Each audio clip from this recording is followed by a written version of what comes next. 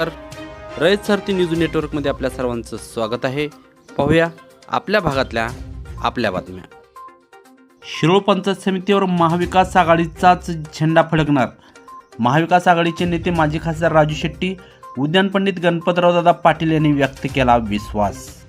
आलाप जिल्हा परिषद मतदारसंघातील महाविकास आघाडीचे उमेदवार आय पटेल, गणेशवाडी पंचायत समितीच्या उमेदवार सौ राजश्री नंदकुमार मानकापुरे यांच्या प्रचाराच्या नियोजनासाठी कार्यकर्त्यांचा मेळावा गणेशवाडी येथे संपन्न झाला.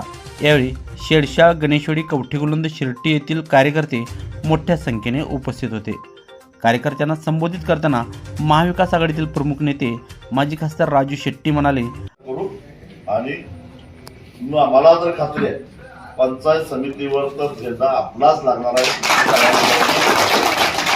आणि जिल्हा परिषदेत तर सुद्धा जिल्हा परिषदेचा सत्तेचा सुकाणू कुणीकडे वळवायचा तो निर्णय शिरोळ तालुका घेणार आहे.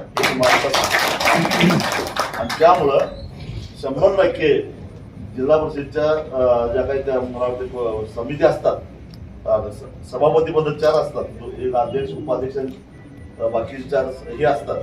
त्यातलं निश्चितच एक काहीतरी सभापती पद सुद्धा आपल्या तालुक्याला राहणार नाही.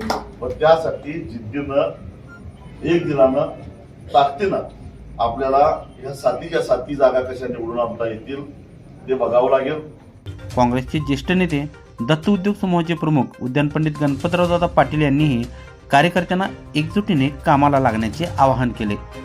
पुन्हा एकदा कळकळीची विनंती करतो, आज तसेच स्वाभिमानी शेतकरी संघटनेचं चिन्ह असेल आणि शिवसेनेचं जे चिन्ह असेल त्या चिन्हावरती बटन दाबून तुम्ही मतदान करण्याची दृष्टी ठेवा. एवढं सांगतो मी थांबतो. नमस्कार. याप्रसंगी आलाप जिल्हा परिषदेचे महाविकास आघाडीपर्यंत काँग्रेसचे उमेदवार आय पटेल, गणेशवाडी पंचायत समितीच्या उमेदवार सौ राजश्री नंदकुमार मानकापुरे यांनीही मनोगत व्यक्त करत निवडून देण्याचे आवाहन केले. याप्रसंगी गणेशवाडी, शेडशाळ, कवठेगुलंद, शिर्टी येथील काँग्रेस, स्वाभिमानी, शिवसेना पक्षाचे कार्यकर्ते मोठ्या संख्येने उपस्थित होते. रयत सारथी वृत्तसेवेसाठी सुनील संगपाळ.